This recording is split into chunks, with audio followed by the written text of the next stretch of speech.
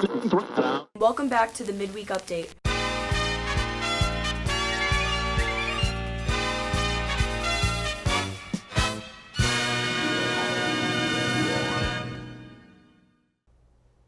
Hey Mepham, welcome to this week's episode of Midweek Update.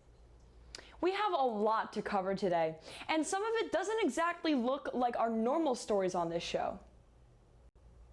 That's because the stories on today's episode are all entries to the Student Television Network's Fall Challenge, made by groups of BMB students.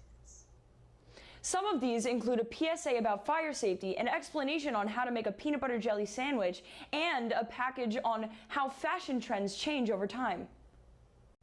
This and more as we take a look at what's going on this week on Midweek Update. I'm Haley Hepworth. And I'm Riley Freed, and welcome back to the Midweek Update, the B&B show that brings you closer to the people and places in and around the Mepham community. So, Riley, one of the entries that B&B submitted looks a little more like our traditional stories. Right. That's the one that the two of us worked on, along with Hannah Broxmeyer and Louis Saracini. It was our entry into the news feature category, where we discuss certain fashion trends and how they come in and out of style. Let's take a look. Fashion trends often go in and out of style, and many people enjoy bringing back styles that were popular in the past. While it can be fun to speculate what the new big trends might be, there's more of a definite way people in the industry can predict what the styles will be next. Well, if you look at fashion as a whole, you'll see that in the 40s they were shoulder pads. In the 80s they were shoulder pads. And if you look at today's fashion, they're shoulder pads. So that's a perfect example of what comes in and out of fashion. There's very rarely that there will be a new trend that hasn't happened already. It's the same thing with designing clothes because it's such a fast and always moving industry. Everyone's gonna knock off each other. It's never 100% original. Some trends in the fashion world are started by high school students. Many of them often like to wear clothes that are more vintage and may have been popular in the past. Yeah, a lot of the clothes that I wear now are popular in the past, just because a lot of them are just refurbished versions of what was popular. So I always used to think that it was more like decades would go by before things came back. But I'm realizing recently there's like so many things that I used to wear in high school, so 7 years ago, 6 or 7 years ago, that are like now coming back, which is like very interesting to me because I feel like it hasn't been that much time. As certain styles go in and out of fashion, the types of clothes searched for often change. All over the country and possibly even the world, fast and vintage fashion is back on the rise among the younger generation. Some fashion trends that are popular right now consist of like Y2K fashion, 90s fashion. A lot of people go thrifting now, mom jeans, and a bunch of other things. But you're gonna see the same kind of fashion. If you look in a Harper's Bazaar from the 60s and you look at today's fashion, you're gonna see a lot of similarities. Sure, there are trends probably that like have never happened before, but I think it's also like nice when trends come back from like certain decades. It's like, I don't know, kind of like an homage to that decade. As time goes on, many fashion trends are lost in time, but others seem to keep coming back. As long as people want to wear these styles by wearing vintage clothes, you'll be able to find the trends that went out of style in the past showing up again. From B&B, I'm Hannah Broxmeyer. That was a really interesting topic to find out about. Yeah, and we only had to stay after school for 6 hours to finish it on Monday. In all seriousness, though, this has been a great opportunity for us to all learn about making different types of videos. Definitely.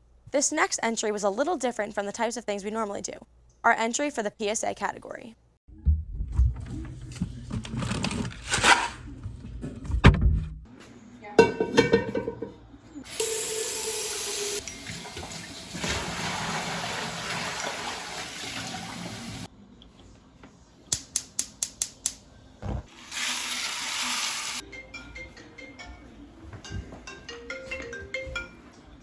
Hello? Oh my god, hey. Wait, who said that? Really?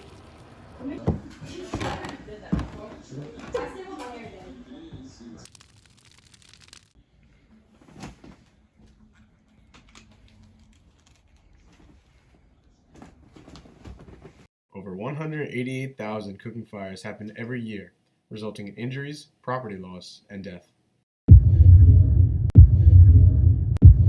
Don't be distracted. Stay safe. Practice fire safety. Thanks to our PSA team, made up of Sean Petritis, AJ Freed, Michelle Spiller, and Emily Rosenberg. That was a really cool way to raise awareness about fire safety.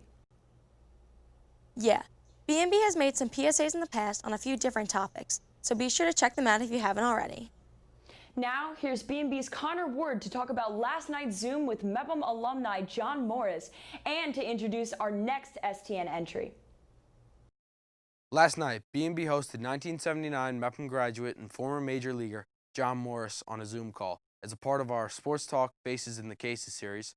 In the days ahead, we'll be posting that full conversation for those of you who missed this great event for MEPM and for BMB. Be sure to also check out the BMB Sports Primetime Fantasy Report when it posts later today. So imagine you're a top athlete coming out of middle school looking to make your mark in high school sports. That was sophomore Nick Walker a year ago when the unthinkable happened. BMB's Lily Yepes picks up the story from there in this week's feature, Riding Out. It wasn't a question of if Nick Walker would be pulled up. It was a question of when he would be pulled up. No one expected that it all could have been over on the first play of his JV career. I didn't think it was a torn ACL because the trainer thought it was just a strain, but then when I got my MRI, they said it was a torn ACL. I was heartbroken because I was scared my baseball career was going to be ended. Departing from the football field freshman year, halfway through the season, Walker knew his football season was over. For Walker, being a two-sport athlete, it was time to look ahead at baseball season. But with an injury so severe, he had to ride it out. It was hard to ride out the injury because knowing I didn't have a season anymore, I was kind of upset because I worked very hard. I recovered in 5 months from my torn ACL. I thought I was going to have a nice season coming back from the injury. Then it got taken away from me, so I was pretty upset. Baseball season was rolling around, and Walker, making great progress, was set to return for baseball season. But then the uncertainty. The world shut down due to the global pandemic, COVID-19. It gave me more time to recover for the upcoming summer season with my travel team, and it just got me onto the field every day, hitting off a tee by myself, just getting ready, getting my mechanics back to normal. For Nick's sister, it was hard watching him on the sidelines compared to on the field where he's been his whole life. It was very hard because Nick was very busy with baseball and football at the same time, and then just seeing him having to sit on the couch, do nothing, and just rest and heal himself and then go through PT was very hard on me, but I know Nick was strong enough to persevere through that. Playing football and baseball with Walker as a teammate, it had to be devastating news to find out. Well, during the moment, it was very shocking to see because it was the first play of the whole season, and it's never good to see somebody go down and have potentially their career-ending injury. So it was all just a very scary experience, but we're happy that he's back. We're happy that he's all healthy now and that we got back to his normal self. For B&B from MEPM High School, I'm Lily Yepes.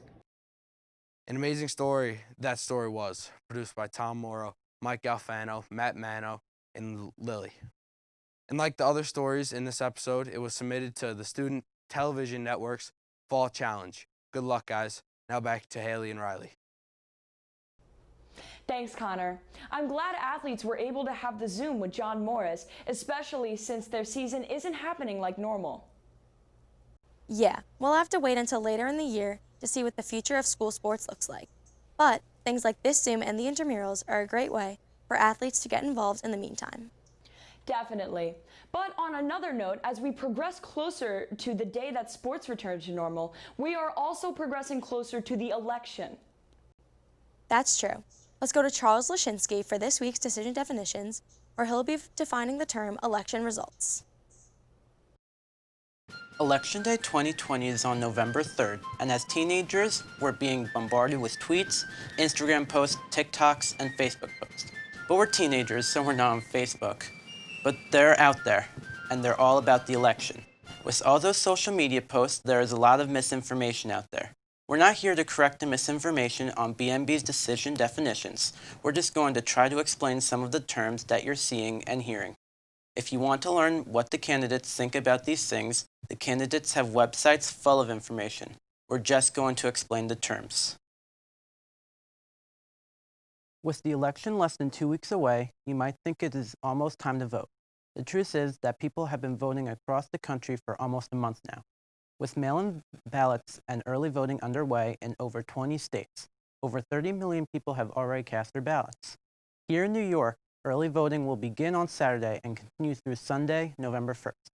In Nassau, registered voters can visit any of 15 early voting sites, including the Public Library in Merrick and American Legion Post 1273 in Wantagh. With Americans voting for over a month prior to the election day, it's possible that settling the results of the election could take just as long. With tens of millions of mail-in votes cast, many in states where election workers are prohibited from even opening them until election day, it could take weeks to get a full and final count. Additionally, poll watchers and lawyers can challenge ballots, which could also slow the counting process. Back in the year 2000, the election was not settled until December 12th, 37 days after the election, by the Supreme Court, which ended the counting of ballots and declared a winner. Hopefully it doesn't take that long and it doesn't come down to the Supreme Court. Either way, we could be in store for a very long election night, and it is entirely possible we won't know the winner for many days thereafter. Election day is already election month, and election night may just take as long. For Decision Definitions, I'm Charles Lashinsky. Thanks, Charles. Stay tuned to the show in the next few weeks to make sure you know all of the terms you're hearing leading up to the election. And now for our last STN entry. For the how-to category, Luke Melfa, Alyssa Romandetto, Ava Scheffler, and Emily Yucht explained how to make a peanut butter and jelly sandwich. Good morning, the valley, as well as some islands off the coast of Antarctica. Not to mention our good friends in Costa Rica. I'm Carly. And I'm Kaylee. And welcome to our kitchen. Today on our show, we are going to have a very special guest teach us some very swag life skills. And who else but our underpaid and overworked intern for the last week and a half, our magical fairy friend, Jebediah. Because we couldn't get Carly with the C, right, Jepson? It's Jeremy. So Jacob, tell us what we're going to be creating today. Oh, peanut butter jelly sandwich. So, first take a knife and, you're gonna wanna get a piece of bread. Ooh, that's like a lot. Why don't we go halfsies on that? Okay. Is it organic? Is it keto? I don't know. I got it at Whole Foods. I know that I specifically asked for Trader Joe's. Ugh. Continue, please. Thank you. Then you're gonna want to get the peanut butter, and just gonna want to scoop a little bit out, right? Like by ourselves, or? He must be humbling us. I learned that word on my toilet paper roll that has new words every day. Here, HUMBBLINGING. I'm so glad she's using her Christmas gift I got for her. Wow. So then you're just gonna want to spread the peanut butter, right? And yeah, then you're gonna want to take your jelly. That looks like a jar of poop. They made me take my dog's poop when he was sick one time. It was gross. And then he died. I had to put my cat down of 18 years due to kidney failure a couple weeks ago. Okay, so what does jelly taste like? It's raspberry.